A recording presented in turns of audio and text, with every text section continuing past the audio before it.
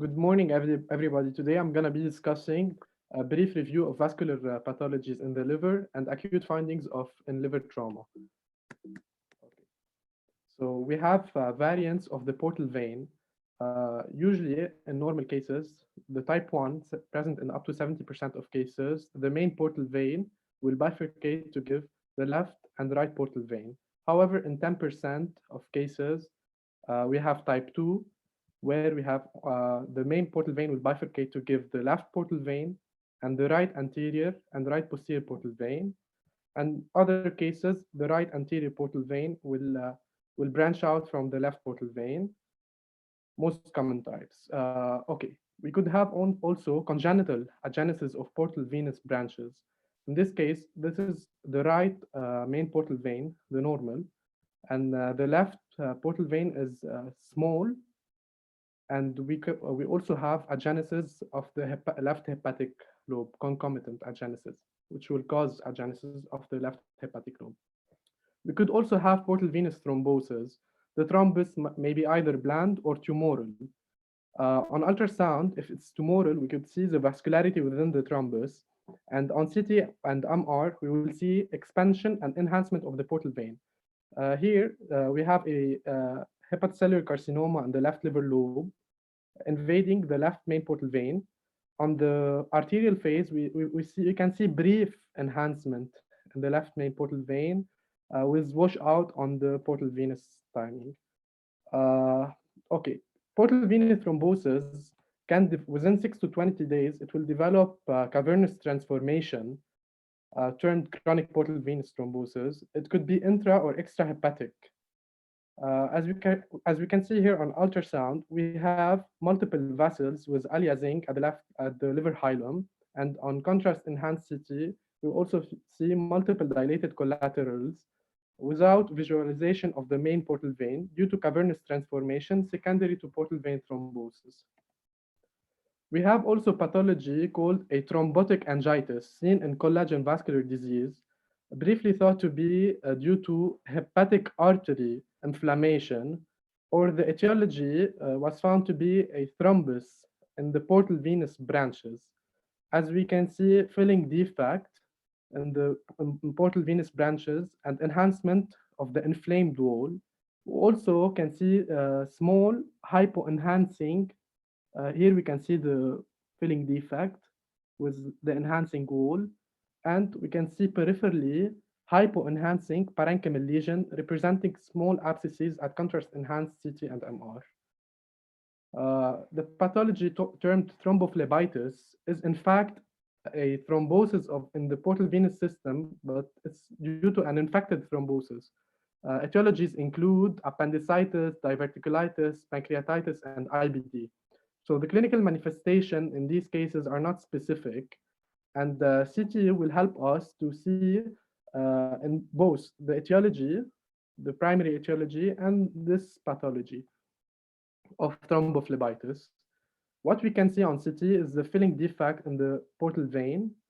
We can see periportal hypodensity and enhancement of the portal venous wall.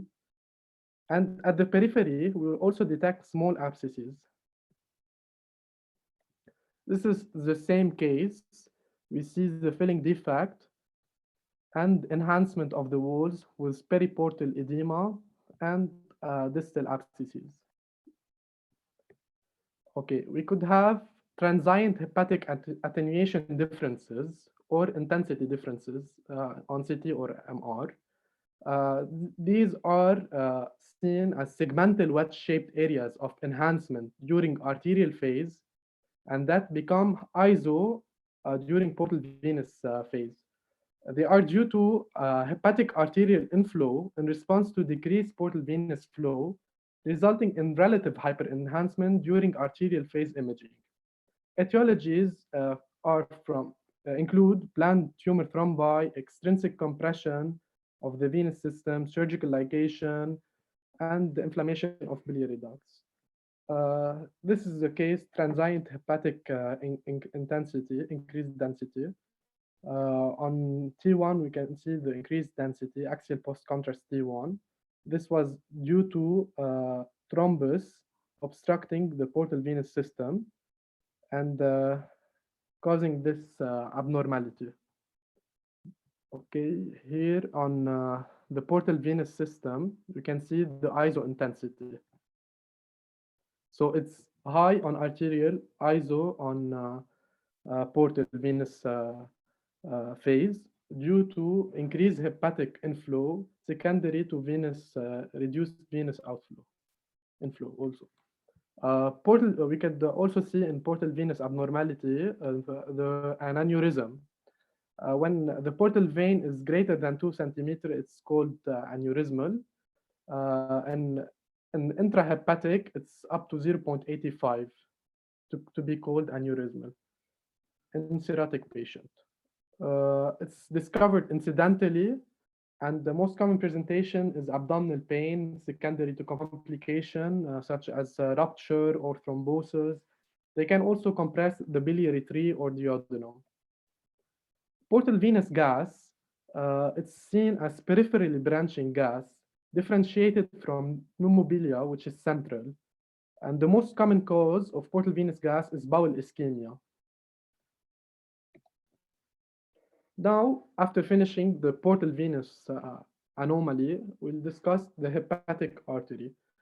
The hepatic artery, we can also see variant in the hepatic artery. Most commonly, we could see a right hepatic artery coming from the superior mesenteric artery. Also, we could see the left hepatic artery coming from the left gastric artery. They are a normal anatomical variants. We could see hepatic artery thrombosis, mainly seen after liver transplantation, and also stenosis post-transplant. In stenosis on ultrasound, we have the pulses, this abnormality called tardus parvus waveform, where we have a decrease in resistivity index less than 0.5 and greater than 80 millisecond acceleration time to peak systole. This is after the stenosis. At the stenosis, we could see a peak velocity of 200 cc. Okay, hepatic artery aneurysm, we have a true aneurysm and pseudoaneurysm. True aneurysm are due to atherosclerosis and vasculitis, and they are mainly asymptomatic. However, pseudoaneurysm are commonly iatrogenic post-biopsy or abdominal trauma, and they can manifest as GI bleed, hemophilia, and or abdominal pain. And endovascular treatment is indicated for symptomatic aneurysm larger than 2 centimeters. Here we could see the aneurysm with a thrombus inside. It's a pseudoaneurysm. Third inflow region of the liver. Third inflow refers to anatomical variants leading to additional venous inflow to the liver apart from the usual dual blood supply, portal vein, and hepatic artery. They tend to be associated with parenchymal pseudolesions, focal hyperenhancement on post-contrast imaging, focal fat infiltration, or focal fat sparing. And therefore, the recognition of these variant liver hemodynamic is crucial. We could see venous inflow. Normally, the left gastric vein drains not into the liver, also the right gastric vein. So apparent inflow of these veins into the liver, which then will drain through the portal system, causes these abnormality. We could also see cholecystic vein, inferior and superior vein of Sapay, which drain the epigastric vein. So cholecystic veins and the territory where we will see the inflow regions, apparent right gastric, apparent left gastric. So what can we see on CT? This is an axial contrast enhanced CT where we can see a patchy wedge-shaped area of hyperenhancement in segment 4 due to a third inflow of blood from the apparent right gastric vein, which we can see on coronal reconstruction in here. Okay, same case, apparent apparent left gastric vein. We can see the vein on portal venous time and the wedge-shaped enhancement. So common areas where this pseudo lesions are seen, adjacent to the ligament of falciform and the gallbladder. Okay, what can we see? We can see pseudo lesion, and we can see also fatty changes.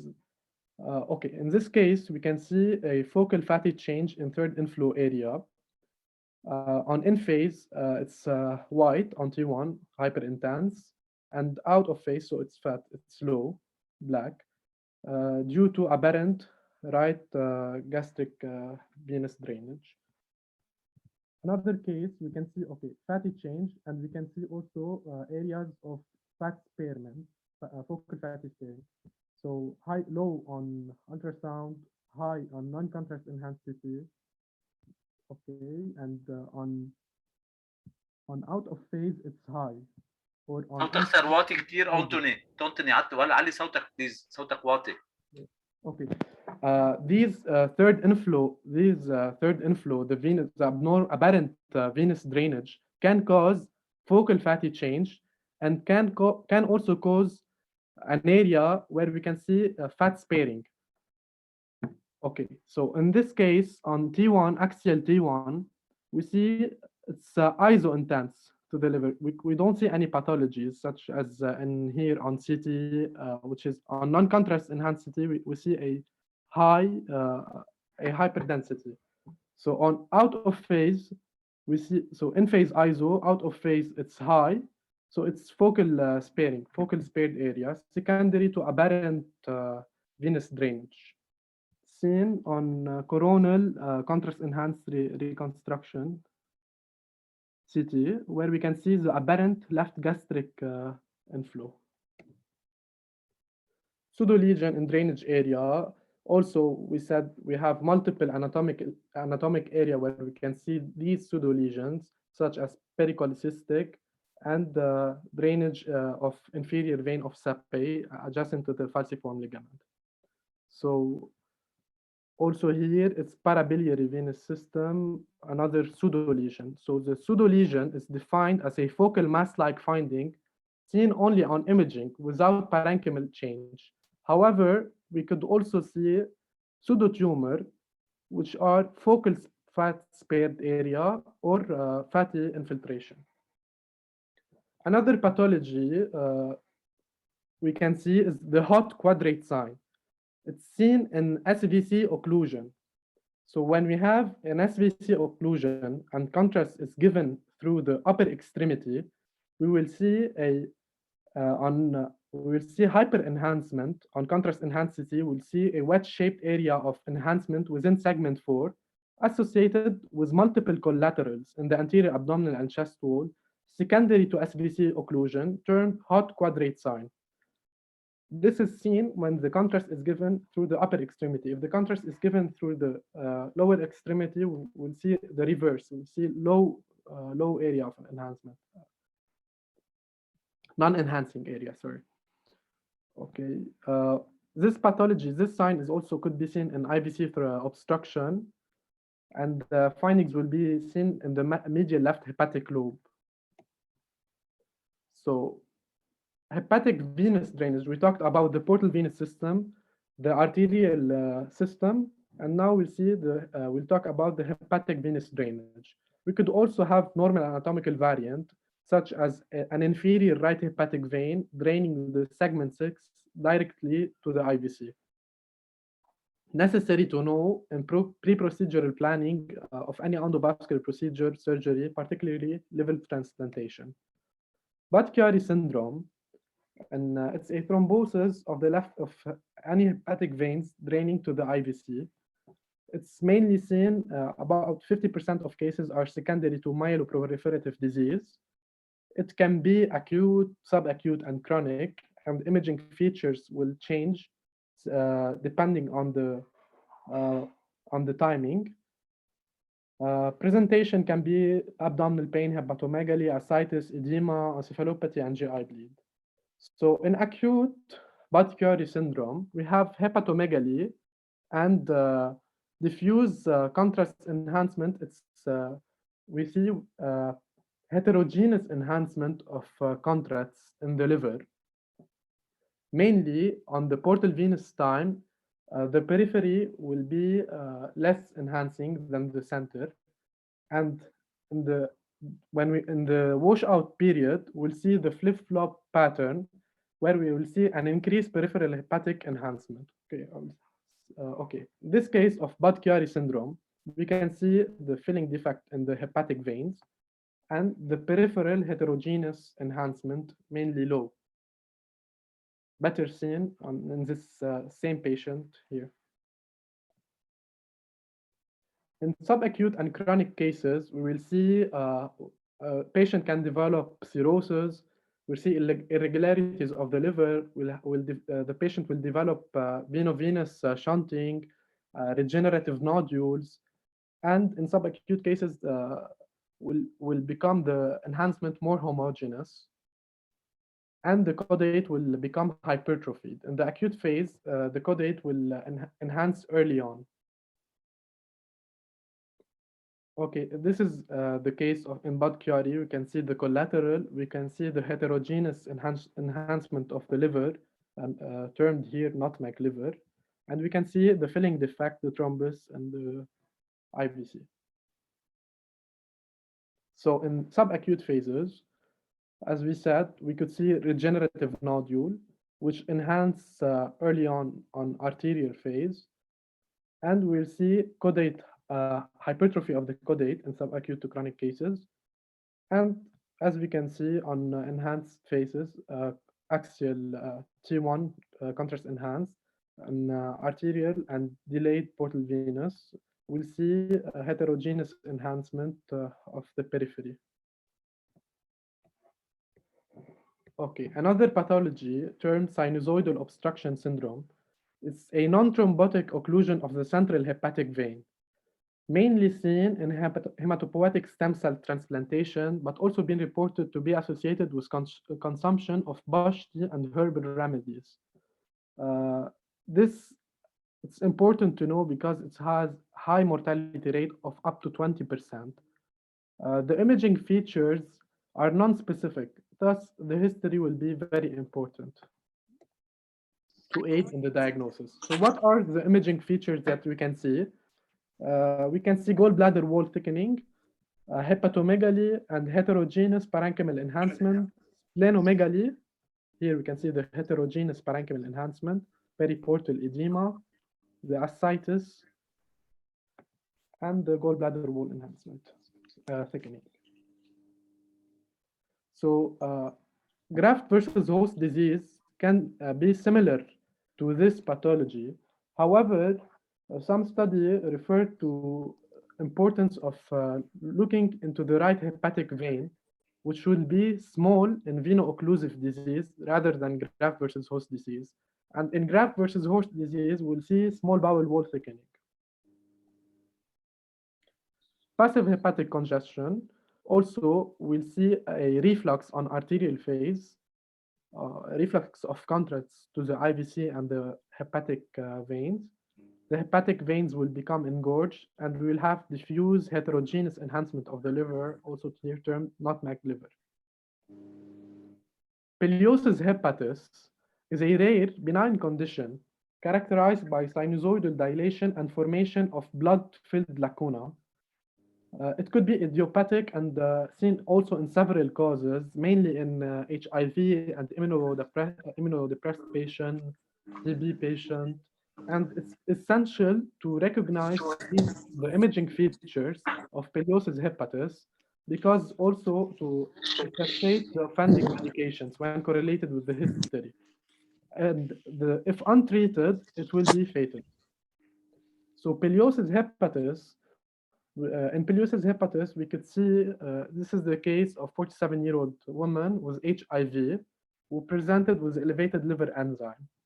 On axial T2, we will see a well-circumscribed lesion in segment 7, and on T1, it's high on T2 and low on T1, and with contrast enhancement, we could see a early peripheral enhancement, and on the delayed phase, we'll see homogeneous enhancement. So Peliosis hepatis are sinusoidal blood-filled lacuna. We could see multiple nodules, multiple lacunes, not only one, and they are high on T2 and low on T1 with enhancement, peripheral enhancement, and in the delay phase, we'll see a homogeneous enhancement.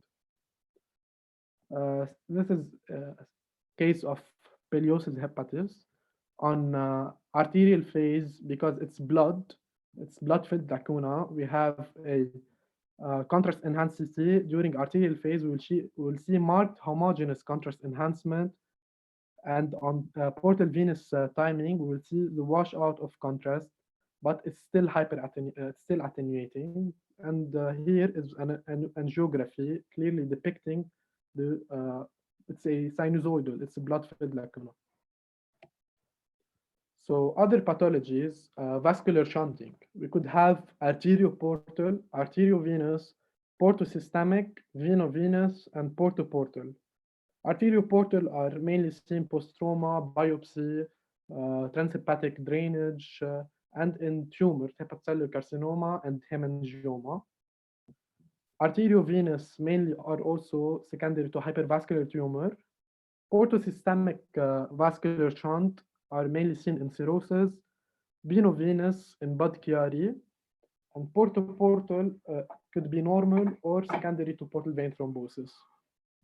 So this is the case of arterioportal shunting secondary to a hepatocellular carcinoma. As we can see on the axial CT, on contrast enhanced axial CT, enhancing lesion consistent with hepatocellular carcinoma with adjacent small arterioportal shunting. Coronal reconstructed images also show that in arterioportal shunting, during the arterial phase, we'll see enhancement of the portal venous system, secondary to shunting. This is also an acquired arterioportal shunting, secondary to biopsy, after liver biopsy. Here we can see it's arterioportal. So we shouldn't see on the portal venous timing the enhancement of the portal vein, which is seen in this case. We will see a wedge-shaped area of hyper-enhancement secondary to early filling of the portal vein due to arteriovenous shunting. Portosystemic shunting could be intrahepatic or extrahepatic. So we said we could have arterioportal and we could have portosystemic, which is the portal vein draining to any either the IVC or other venous systems. Here we could see the portal vein draining into the hepatic vein in the left liver lobe. So on portal venous timing, we see the enhancement of the hepatic vein and the also the portal vein. We could see extrahepatic shunting in this case with the IVC. The right portal vein was draining into the IVC. Veno-venous shunting secondary to chronic Budd-Chiari syndrome. Here we can see a filling defect of the hepatic veins and in the SVC a thrombus. And this is a veno-venous shunt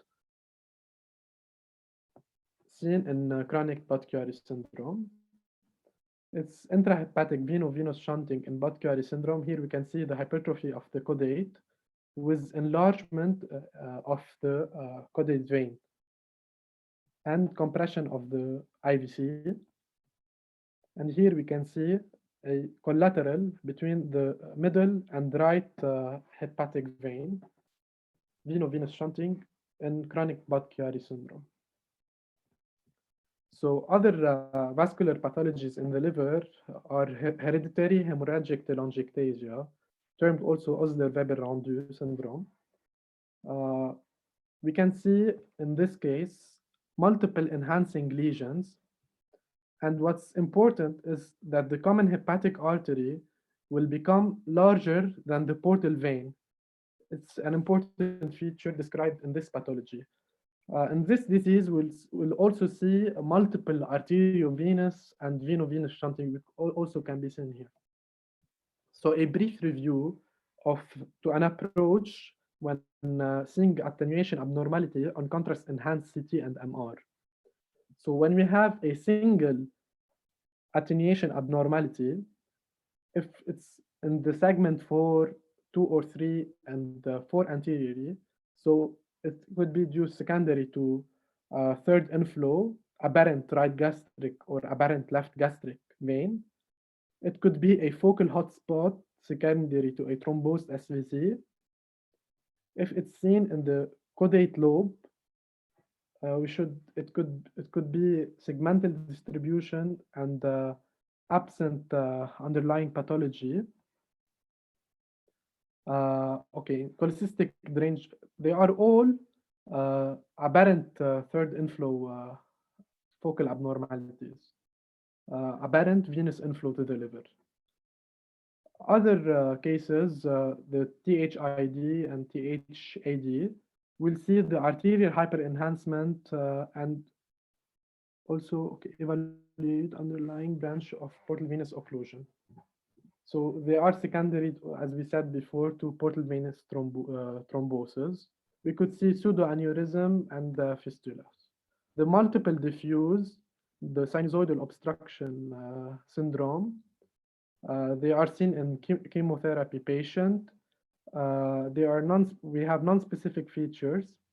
However, we can differentiate them from graft versus host disease by the small bowel thickening seen in graft versus host disease. In passive liver congestion, we'll have dilated hepatic veins and cardiomegaly. In Budd-Chiari, we'll see peripheral hypoenhancement with a filling defect in the hepatic vein, and we have early on hyperenhancement of the caudate lobe. And hereditary hemorrhagic telangiectasia, multiple enhancing lesions, and enlarged hepatic artery. So I can see we could be frustrated by now after this topic. And now we will discuss the blunt liver trauma, acute finding in blunt liver trauma. So in blunt liver trauma, we could have laceration, which could be simple or complex. Complex laceration, we have multiple linear and involving the portal vein. Other pathologies in blunt liver trauma, if the laceration is extending is in a bare area of the liver, it's very dangerous because we could see a hemorrhage. We could have developed into an intraperitoneal hemorrhage or retroperitoneal hemorrhage, depending on where. So other than liver laceration, we have subcapsular hematoma. Subcapsular hematoma are ellipse shaped, differentiated from a hemoperitoneum. They don't hemoperitoneum. We don't see this feature. They don't indent on the liver. So hematoma could be subcapsular or intraparenchymal. This is an intraparenchymal hematoma. Parenchymal hematoma or contusion, they are focal area of low attenuation. They have irregular margins on contrast enhanced CT. And acute hematoma, they are hyperattenuating on unenhanced CT. We could also see in acute blunt liver trauma, active hemorrhaging, high attenuation, contrast material extravasation, within a massive intraparenchymal hematoma. Another case of active hemorrhage.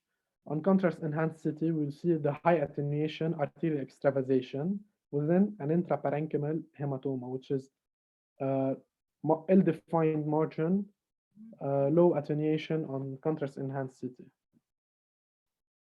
Okay, we have a periportal low attenuation sign, could be due to excessive filling, vigorous fluid replacement in traumatic patient. But when we see adjacent hepatic laceration, it will suggest the hemorrhage dissecting into the periportal connective tissue. So we have a classification for liver trauma called the AAST classification, and this is the revised one in 2018. So in blunt liver trauma, we could see a grade 1 lesions defined when we see a laceration less than 1 centimeter in depth or a subcapsular hematoma involving less than 10% surface of area. Grade 2 is when the laceration is 1 to 3 centimeter in depth, or subcapsular hematoma 10 to 50%. Also, intraparenchymal hematoma are grade 2 where they are less than 10 centimeter. They will become grade 3 if more than 10. If the laceration is more than 3 centimeter in depth, it's also grade 3. And if the subcapsular hematoma is more than 50% surface area, it's also grade 3. So grade 4 is when the subcapsular or hepatic lobe disruption is affecting 25 to 75% of the liver. When we see active bleeding, but the bleeding is extending into the peritoneum. In grade 3, we could see active bleeding, but contained in the liver, it will still be grade 3. In the grade 5, we have more than 75% hepatic lobe disruption, and we have laceration extending to the central major hepatic veins or portal veins. So this is an example of grade 1 hepatic injury. An example of grade 2, 1 to 3 centimeter, or 10 to 50% subcapsular hematoma. Grade 3 hepatic injury, we can see here the active bleeding, also noted here, within an intraparenchymal hematoma. Grade 4, we see a parenchymal disruption with intraparenchymal hepatic active bleeding and large hemoperitoneum. And it's another case of grade 5. We have large disruption, more than 75% of the liver, and laceration into traversing the hepatic veins. And these are my references.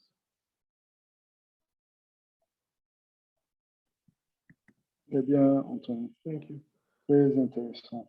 Merci ترجع شوي باردون بس ترجع على الريفرنس بليز.